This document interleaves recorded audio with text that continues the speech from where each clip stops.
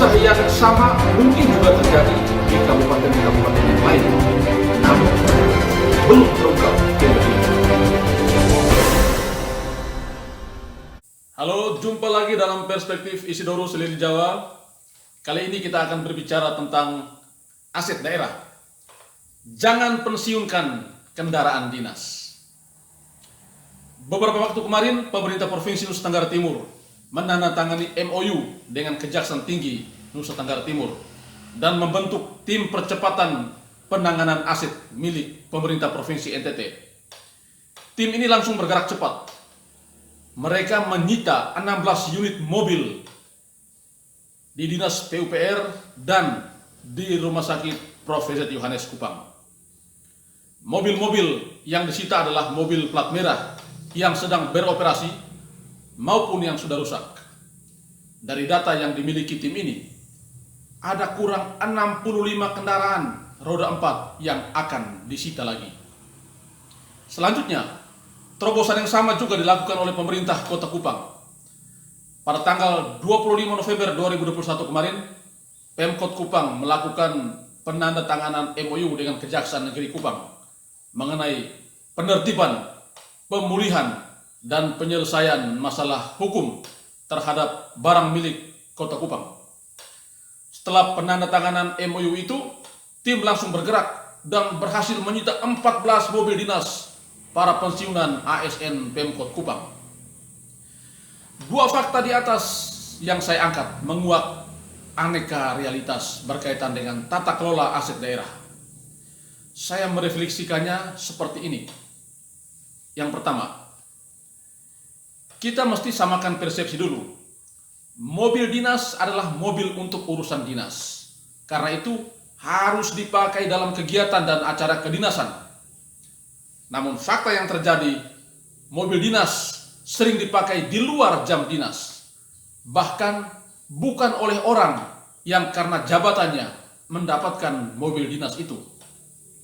Kendaraan dinas sering dipakai untuk urusan keluarga, ke pasar, ke mal, pergi rekreasi, kumpul keluarga, arisan, bahkan ke kebun atau ke ladang. Ini memang aneh tapi nyata. Bahkan tanpa rasa malu atau bersalah, orang melakukan hal-hal semacam itu. Yang kedua, mobil dinas jelas bukan mobil milik kepala dinas atau kepala bidang. Itu mobil milik pemerintah daerah, aset daerah yang dipakai untuk memperlancar urusan dinas. Tetapi seringkali mobil dinas ikut dipensiunkan ketika kepala dinasnya pensiun, atau bahkan ikut dimutasikan ketika orang yang mendapatkan mobil itu, kendaraan dinas itu dimutasi. Ada anggapan seolah-olah mobil dinas itu mobil milik kepala dinas. Pegawai di kantor tidak boleh menggunakannya. Seolah-olah mobil itu sudah diprivatisasi. Itu hanya boleh dipakai oleh kepala dinas. Ini adalah bentuk sense of belonging, rasa memiliki yang terlalu berlebihan. Sampai-sampai sudah pensiun atau mutasi pun masih membawa serta kendaraan dinas. Ini juga aneh tapi nyata. Yang ketiga, kendaraan dinas itu plat merah. Jelas memang plat merah. Namun ada pula yang mulai menjadikan merahnya tidak jelas dan pada akhirnya terjadilah penghitaman, bukan pemutihan. Kalau pemutihan kendaraan itu tentu ada prosedurnya dan diatur regulasi.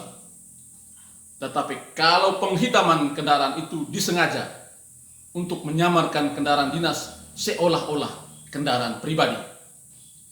Ini sering terjadi. Ketika ke kantor plat merah, tetapi ketika sudah pulang ke rumah mobilnya berganti menjadi plat hitam, lalu bisa dipakai kemana-mana. Maka seluruh keluarga, anak, cucu, handai tolan bisa memanfaatkan kendaraan itu untuk berbagai urusan. Yang keempat, ada kendaraan dinas yang dipindah tangankan kepada pihak lain. Ini juga aneh, tetapi nyata. Mobil dinas dijual kepada pihak lain, lalu duitnya masuk ke kantong pribadi. Jadi, aset pemerintah dibikin seperti aset pribadi. mobilnya dijual, duitnya masuk kantong pribadi. Sudah diberi jabatan, sudah mendapatkan jabatan, mendapatkan mobil dinas, dijual pula mobilnya.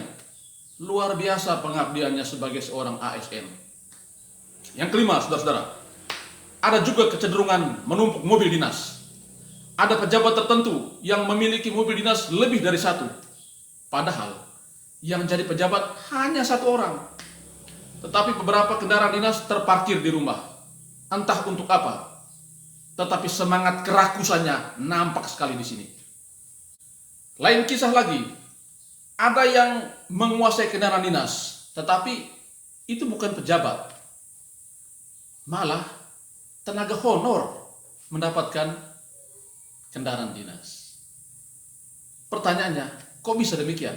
Bisa saja kalau punya relasi atau jaringan keluarga dengan penguasa. Kalau dicek ujung-ujungnya tentu ada relasi dengan kekuasaan. Jadi kendaraan dinas itu dikelola semacam harta warisan yang bisa didelegasikan kepada kroni-kroni maupun keluarga-keluarga di dalam gerbong birokrasi itu. Beberapa refleksi ini menegaskan betapa pentingnya menertibkan dan mengamankan aset daerah berupa kendaraan dinas. Berani-beraninya para pensiunan itu membuat kendaraan dinas ikut pensiun karena mereka tahu manajemen aset di daerah mereka tidak beres, tidak jelas. Padahal kita tahu manajemen aset itu sangat penting. Pemerintah harus punya bank data soal aset. Misalnya aset kendaraan roda 2 ada berapa, roda 4 ada berapa, aset bergerak, tak bergerak, itu harus jelas.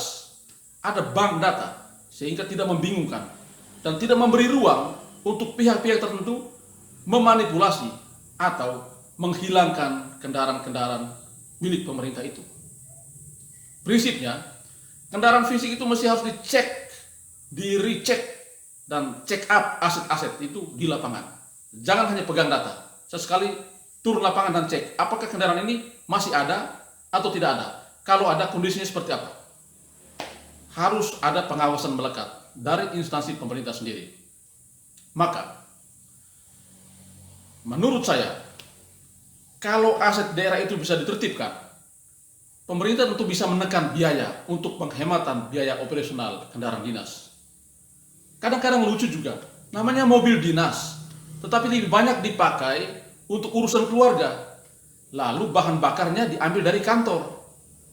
Pemerintah jelas merugi terus, pejabat menikmati terus. Alhasil, pembangunan kita itu berjalan-jalan di tempat saja. Mengapa? Karena banyak duit-duit rakyat itu dimanfaatkan untuk urusan-urusan yang tidak produktif. Seperti itu. Dihabiskan untuk biaya operasional kendaraan dinas yang ujung-ujungnya dimanfaatkan bukan untuk urusan dinas, tapi untuk urusan keluarga. Maka menurut saya, penertiban aset daerah yang sudah dimulai oleh pemerintah Provinsi Nusa Tenggara Timur, disusul Kota Kupang, dan mungkin daerah-daerah lainnya, adalah hal yang harus dilakukan dan diikuti dengan penegakan aturan berkaitan dengan pemanfaatan mobil dinas secara jelas. Batasi penggunaan mobil dinas di luar jam kantor. Di beberapa daerah, mobil dinas itu diparkir di kantor.